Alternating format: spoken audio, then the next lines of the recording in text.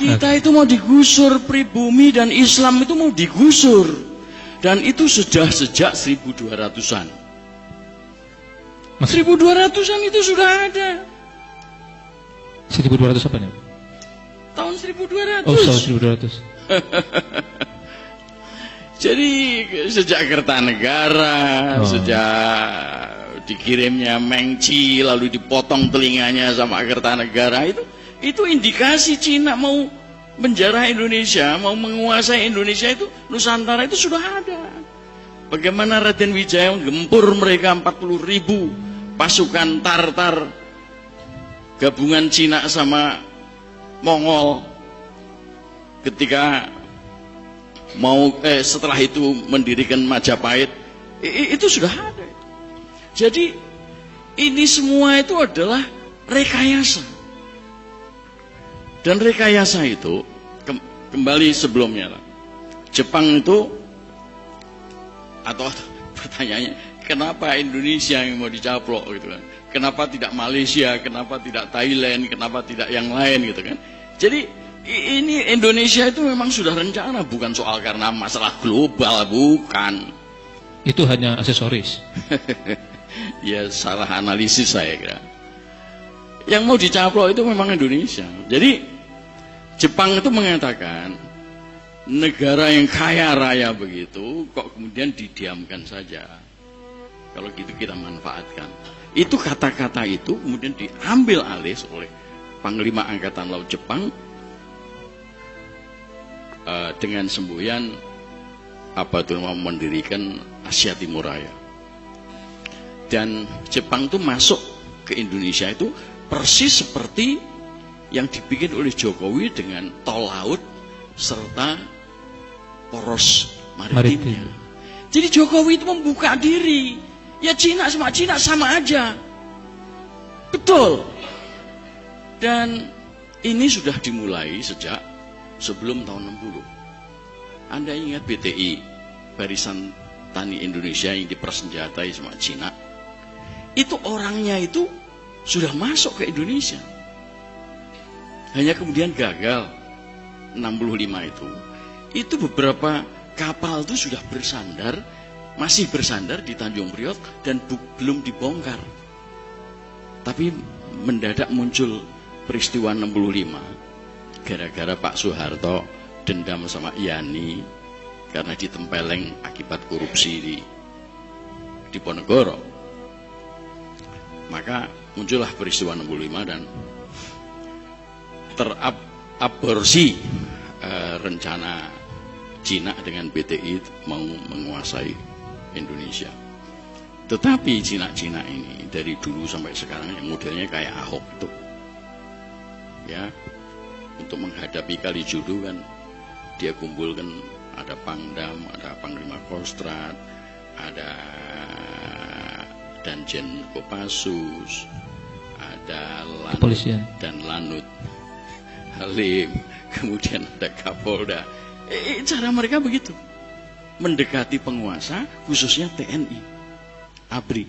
Pak Harto juga begitukan oleh si SES, si Limpian Kun, Limpian Ki dan yang lain-lain itu. Dan rencana mereka memang jelas, mau menggusur pribumi dan Islam, mau menjadikan Indonesia jadi Singapura. Itu sudah jelas. Apa yang mereka lakukan sekarang ini persis dengan apa yang dilakukan oleh Israel di Palestina. Persis menguasai industri, menguasai ekonomi. Habis itu menguasai wilayah. Dan Jawa Barat itu kenapa ada kereta api cepat dan lain sebagainya?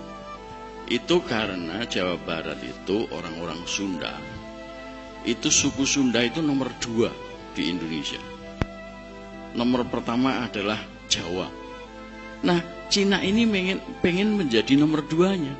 Jadi Jawa Barat harus dihabisi dulu, dikuasai dulu. Dan kereta api cepat itu merupakan tonggak sejarah hegemoni Cina di Indonesia. Dan itu tanahnya sudah disiapkan semua. Cikarang, ya,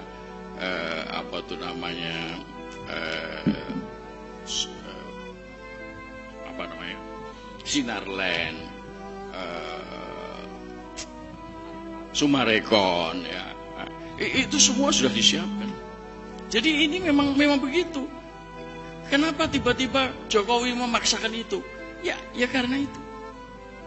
Dan di UI kan tanggal 27 Februari tahun lalu Didekatkan. sudah disampaikan bahwa ada 10 juta orang Cina untuk masuk ke Indonesia. 10 juta. Nah, itu berupa buruh-buruh, sekarang sudah ratusan ribu masuk ke Indonesia, ya. Di Banten, bahkan di Irian Jaya bikin pabrik serta sawah. Itu orang-orang Cina. Jati Gede, ya. Dan itu Sumedang, Majalengka sampai ke Kuningan tuh sudah disiapkan dengan industrial estate. Si siapa namanya, anaknya Mohtar itu Jim Sriadi sudah menggalang dana untuk membuat pangkalan udara di Majalengka serta peti kemas di Cirebon, ya. Oh, itu semua rekayasa, bukan sekedar rencana. Jokowi itu rencana, termasuk rencana. Kenapa Jokowi? Artinya begini. Pertangan asing juga besar, asingnya. Jadi Pak Harto harus jatuh, itu Amerika. Bill Clinton datang ke Indonesia 94, minta tolong sama Jim Sriadi supaya Pak Harto digulingkan. Akhirnya terguling juga, ya. Dan kalau Anda lihat konstitusi kita, kenapa Habibie tidak bisa sampai 2003? Karena dia menggantikan Pak Harto kan, sesuai dengan konstitusi kita sampai 2003. Tapi kenapa ada pemilu 99? Itu bagian daripada rekayasa. Kenapa Undang-Undang Dasar 45 harus diubah? Itu rekayasa mereka, bagian daripada rekayasa mereka. Karena pasal 6 antara lain menyebutkan calon presiden harus pribumi asli dihapus. MPR dimandulkan sehingga tidak ada lembaga tertinggi negara, ya. Pasal 33 diubah sehingga menjadi kapitalis neoliberalis. Itu semua adalah bagian daripada rekayasa asing dan asing. Megawati ketika menjual Jokowi, ya, dari Juanda, Surabaya menuju ke Manila, ketemu John Kerry, ya. Lalu berangkat ke Beijing ketemu sama Xi Jinping, lalu berangkat ke Washington bersama-sama dengan Yusuf Kala yang sedang umroh dipanggil ke sana. Apa yang dia lakukan? Dia menyerahkan proposal referendum di Papua untuk Amerika. Itu kira-kira bulan Agustus. Bulan September ada konferensi di Melbourne, Australia. Seorang tokohnya referendum Timor Timur, Damien Kingsbury, mengatakan saya sudah mendapat proposalnya Pak Jokowi tentang referendum di Papua. Artinya apa? Sama seperti Timor Timur, begitu ada referendum, begitu Papua hilang. Lalu Bappenas didanai sama Amerika, membuat master plan percepatan ekonomi Indonesia, ya, MP3EI, ya. Dan kenapa Indonesia dibagi menjadi 6, ya, 6 koridor, ya. Lalu muncullah rumor. Karena apa? 6 wilayah itu mirip dengan 6 wilayah Yugoslavia yang kemudian sama Bros Tito disatukan menjadi Yugoslavia.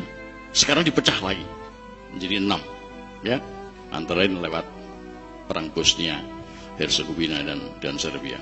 Pecah menjadi 6. Nah, muncullah istilah balkanisasi. Indonesia juga begitu, kebetulan juga 6 juga, ya kan? Nah, rumornya mengatakan bahwa Papua sama Maluku untuk Amerika, kemudian Sumatera Jawa untuk Cina. Rumor atau skenario, Pak? Saya kira kalau itu diucapkan oleh Hendro Priyono, kemudian kemungkinan besar menjadi nyata itu, ya. Kalimantan sama Inggris, Sulawesi menjadi Perancis dan Kanada. Kanada ini adalah negara pertama yang menjanjikan dana IGGI pada tahun 67 ketika Pak Harto menyusun tim Sultan ke Jenewa dan membentuk IGGI.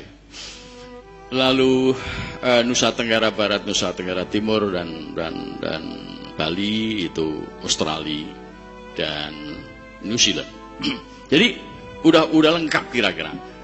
Tidak berarti mesti harus mereka itu menjadi negara-negara tersendiri yang lalu dikuasai mereka, bukan. Kemungkinan ya seperti Jakarta itu semuanya dikendalikan oleh si Ahok, ya kan? Nanti adalah pengendali protektorat semacam itu, ya. Katanya kan Papua Nugini itu merdeka, ternyata enggak kan? Dia di bawah protektorat Australia dan Amerika. Jadi semacam itu. Pak Bintang. Ya. Menurut Bapak, Cina-Cina ini kalau begitu harus diapain, Pak? Harus diusir. Oh iya harus diusir. Kalau kita tahu sejak zaman Belanda Cina itu gede kepala karena dia menjadi warga negara kelas 2 setelah Belanda, ya kan? Dan Indonesia ini bersama Arab dan lain sebagainya, ya, India. Melayu itu memang kelas kambing. Nah, itu masih mau dibawa sampai sekarang. Jadi mereka itu memang merasa mempunyai kelas yang lebih tinggi dari kita. Itu orang Cina datang mengatakan, Pak, memang Cina itu begitu. Dia itu awalnya nyewa kamar di rumah kita, tapi lama-lama rumah kita menjadi milik mereka. Itu seperti itu. Itu bagian daripada rekayasa, bagian daripada perilaku Cina. Satu lagi, Pak. Kalau Cina itu masuk Islam gimana, Pak? Kenapa? Kalau Cina itu masuk Islam? Pura-pura. Iya kan? Baik. Jokowi kan pura-pura juga tuh. Awalnya kan diketahui sama para wartawan, kok ngambil air wudhunya kok salah gitu kan. Terus kemudian ketemu di Jombang atau siapa dengan Khofifah mengatakan, Mbak Khofifah aja yang menjadi imam. Ini kan pura-pura. Iya. Baik, jadi, Pak Bintang. Terima kasih. Terpaksa saya cut dulu. Tambahan. Ini memang bahaya besar. Bahaya besar. Dan kita harus merdeka, memerdekakan Indonesia dari mereka supaya jangan jadi Palestina kayak di sama Israel. Baik. Takbir.